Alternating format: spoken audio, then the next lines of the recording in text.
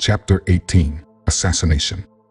Nearly a year had passed since the wedding of Dyaxes and Lucinda. In midsummer, the princess had given birth to their first child. Dyaxes named the infant boy Avex. When fall came and her strength had returned to her, Lucinda insisted that they go north to Verilion so that her relatives there could see the child. Dyaxes voiced his concerns about taking Avex on such a long trip so soon, but he found it impossible to deny Lucinda her wish. So protective, the commander was of his new son that he commissioned a small army to accompany his family to the northern kingdom. Cerberus led a company of soldiers that protected the carriage of Dyaxes and his family. The commander sent Silas and the Adril ahead with 2 small scouting parties. Ectheon and Arlon had remained behind in Argin with the bulk of the army to watch over the kingdom. On their 3rd evening out from Teluvia, the party found itself deep in the pass between the White Mountains. Weary from travel and miles away from the nearest village, the group camped for the night.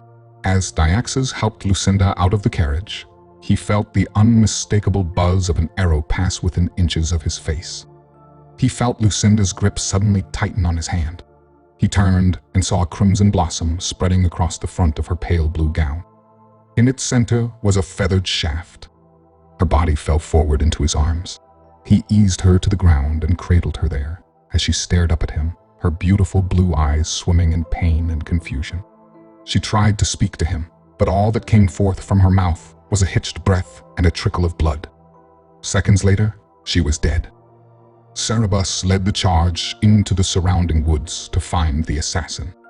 However, the search did not prove necessary, as Silas arrived in the camp in a matter of moments with the suspected murderer. But the killer's identity proved to be every bit as shocking as the act he had just carried out. "What is going on?" Cerberus asked, as he returned to camp in time to see Silas securing the prisoner. "Why are you tying up Adril?" "Because this dog just killed the commander's wife," Silas said bitterly. "What? Surely you are mistaken," Cerberus uttered in disbelief. "I saw it with my own eyes," Silas insisted. He had broken off from his group. "I was searching for him to let him know that we were stopping for the night. I only wish that I had found him a second earlier." "What is wrong with him? Why does he not speak in his defense?" Cerberus asked. "He is unconscious," Silas explained. "It was the only way I could subdue him, and it was far better than what he deserved, if you ask me." "But I do not understand," Cerberus said in frustration. "Why would Adril kill Lucinda?" "He was not trying to kill Lucinda," Dyaxes said as he approached from behind the prince. "The arrow was meant for me." Cerberus was speechless. "I feared something like this would happen," Dyaxes continued. "I should have petitioned the king to have him removed the moment I suspected his treachery. I guess I just did not want to admit that one who I held to be a friend could be capable of such evil." "I just cannot believe it," Cerberus muttered as he shook his head. "It is a tragedy on all accounts," Dyaxes said grimly, "and I fear we may not have seen the last of it." "What do you mean?" Cerberus asked urgently. "Who else is a party to this madness?" "I wish I could answer you," Dyaxes said. "Our situation would not be nearly as precarious if I could, but alas, I do not know whom Adril has poisoned with his lies and promises of power. All I can do is guess, and guessing serves no useful purpose. But it can at least alert us to potential threats," Cerberus argued. "I will not have us examining one another with suspicious glances," Dyaxes insisted. Adril constructed a conspiracy against me built on rumors. I will not use the same tactics to tear it down. You kept this close to your vest, and now my sister, your wife, is dead," Cerberus said bitterly. "If we fail to act, who will be next?" "You are right. My reluctance to properly address this matter cost Lucinda her life," Dyaxes said sadly. "And I will spend the rest of my life struggling with that fact. But you are wrong if you draw from my words that I mean to repeat that fatal mistake. We will uncover this conspiracy, but we will do it discreetly.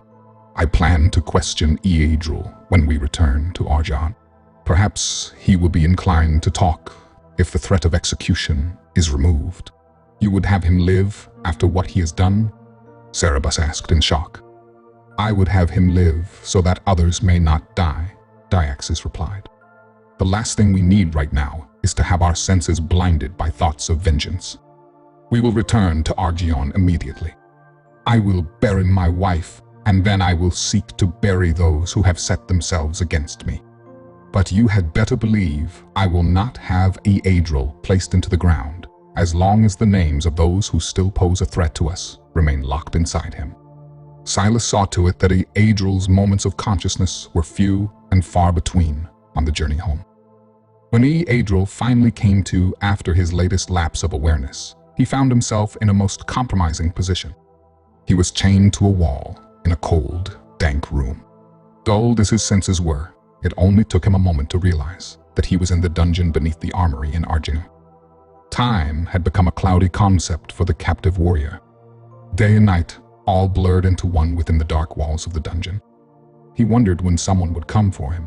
Though he had not been in captivity long, Adril felt as though he had been hanging for an eternity. For him, the world had shrunk down into one little room. The terrible monotony of his surroundings began to wear down his mind and dull his senses, all except his ability to feel pain. The shooting pains in his wrists, combined with the throbbing of his aching head, made his situation all the more intolerable. But as severe as his pain was, it did not keep him from growing weary. Originally, he had wanted to stay awake in case anyone came. But as his eyelids grew increasingly heavy, he decided that sleep was the best thing for him. It was the only escape from the horrible confines of the prison.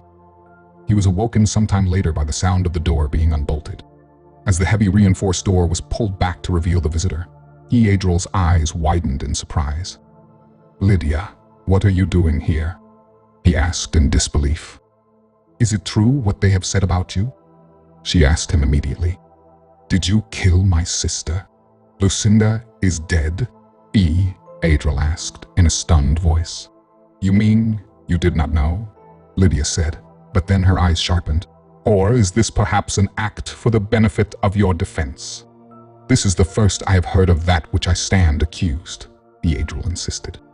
"These last days, I do not know how many of them there have been since that terrible night, have all been a blur to me. I had scouted ahead on my own when suddenly Silas approached me. I did not guess his intentions until it was too late. He struck me in the head and caused me to lose consciousness. From that moment on, every time I felt my senses returning, he was there to send me spinning into darkness again. You are the first person I have looked upon with clear eyes since that night. If you did not fire the shot that killed my sister, then who did?" Lydia asked, in a voice that was just above a whisper to avoid being heard by the guard outside the room. "My guess would be Silas, or one of the men loyal to him," Adril said in an equally low voice. "And so you are suggesting that Silas wanted to kill Diaxis, for it is said that the arrow was intended for him rather than Lucinda," Lydia pointed out. "The man firing the shot had no intention of striking Diaxis," Adril argued. "Of that much I am certain." "But what sense would it make to kill Lucinda?" Lydia asked. "The answer to your question is right here before you," Adril said. "I warned your father about the threat Diaxis posed to him. I am certain that my words found their way back to the commander, for he has watched me with suspicious eyes for some time now. He was desperate to be rid of me, but more than that, he wanted to see to it that my words would make no further impression upon the king. And so, he has staged this elaborate crime. He has sought to stain my hands with Lucinda's blood, so that I might first be discredited and then dispatched. And for this, he would kill his own wife, the mother of his child?" Lydia asked with great skepticism. "She was never a wife to him," Adril argued. "She was a bridge to the king's trust, and her death has only served to bring him closer to your father. I am certain he is playing the part of the grieving husband for all it is worth. Diaxis is nothing else if not an actor. And what if it is you who are the actor?" Lydia challenged him. "Would I not choose for myself a better role than this?" Adril asked. "Perhaps your plans went awry," Lydia shrugged. "Perhaps if your aim had been better and Silas's eyes had not been upon you, You would be sitting in a place of honor at Dyax's funeral as the new commander of my father's army, instead of hanging here in chains as you are now. Adril turned his eyes away from her. I thought I had known pain these long days before you graced me with your presence, he said bitterly.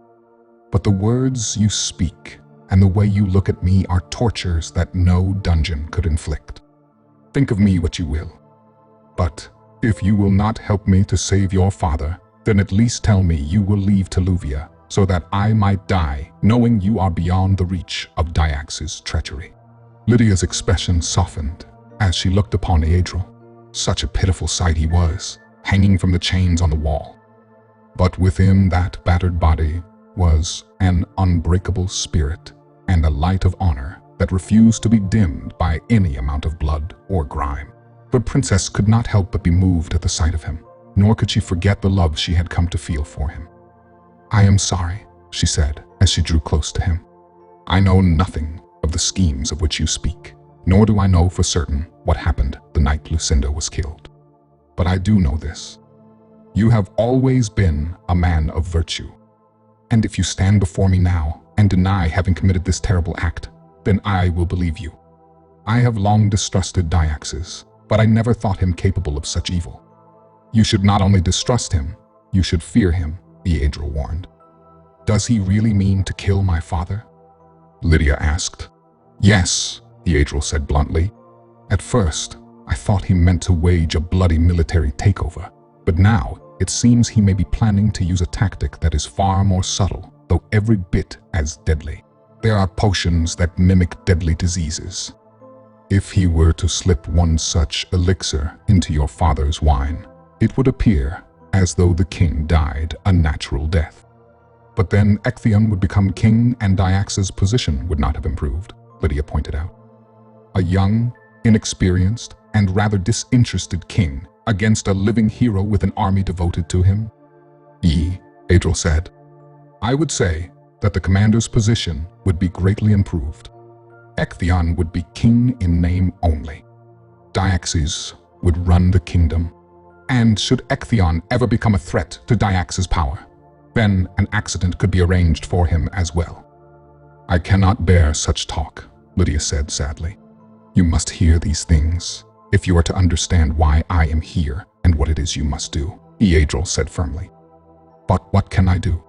Lydia asked hopelessly. There are two things you can do, Adril said. You must go to my chamber. In my trunk, I have a flask that contains a powerful elixir that can protect against any known poison. You must pour some of this potion into your father's wine at the first opportunity, so that you might thwart Dyax's plan. The drug remains potent for many days, so you need not worry about doing it each time your father fills a new glass. What is the second thing you would have me do? Lydia asked. You must get me out of here immediately, Adril said. But how can I do that? Lydia asked. Using the same guile you did to get yourself in here, Adril said, with a knowing look. I think I am right in assuming that a princess is not granted access to the city's dungeon as a matter of common policy. Lydia feigned innocence, even as a sly gleam twinkled in her eyes. Why, I do not know what you are talking about, she said. Whatever charms got you in here can get me out, Adril said with a grin. Of that, I am certain. The guard closed the door behind the princess as she left the cell. When she felt his eyes upon her again, she dropped her kerchief. Allow me, my lady, the guard said as he bent down to grab the precious object that had fallen from the princess's hand. Lydia quickly grabbed the torch from its mounting on the wall and used it as a club against the back of the guard's head. The soldier let out a groan as he fell forward. Lydia stood above him, torch in hand and chest, heaving from the nervous exhilaration of the moment as she surveyed the guard's body for any signs of movement. When she was convinced that the guard was unconscious, she put the torch back in its place and quickly knelt down to grab the keys from his belt. Adril smiled in relief as he saw the princess enter the cell with the ring of keys in her hand. She fumbled through the keys, trying each one in turn until she found the one that fit the locks that bound the warrior. Adril scarcely had time to rub his sore wrists when the door to the cell flew open. The guard stormed in, one hand rubbing the spot on his head that still throbbed from the princess's attack, the other brandishing a sword. Lydia gasped in fear as she backed away from the approaching soldier. Adril turned to face the guard, his eyes burning with determination. He was free from his chains, and he would not be shackled again. "Where do you think you are going?" The guard growled in a gravelly voice. "I have no wish to kill you," Adril said firmly. "Lay down your sword and let me pass." The guard let out a laugh as he sneered at the prisoner's bold words.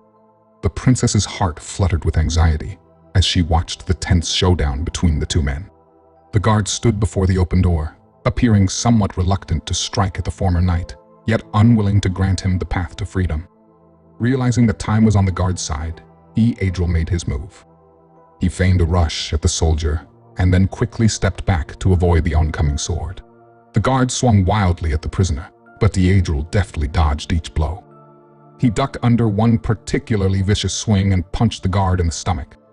As the soldier lurched forward in pain, Adril seized his wrist. With a squeeze and a twist, Adril forced the guard's hand open and the sword fell to the ground. Adril pushed the guard away and dove for the sword. The guard regained his balance and charged toward the prisoner. Adril turned and raised the sword to defend himself. The soldier's eyes widened in pain and horror as the blade tore through his chest. Lydia choked down a shriek as she viewed the gruesome scene. Adril wasted no time. He quickly removed the guard's clothing.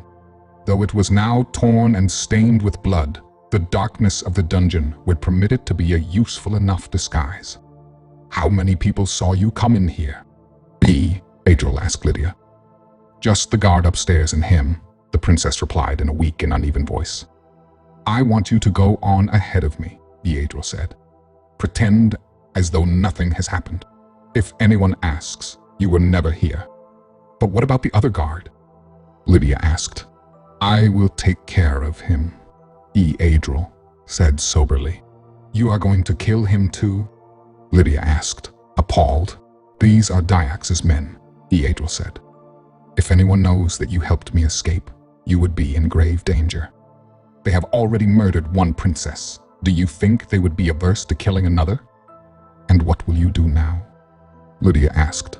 "I will find those who are still more loyal to your father than to Dyax's, and we will do what needs to be done to rid this kingdom of treachery," Adril said strongly.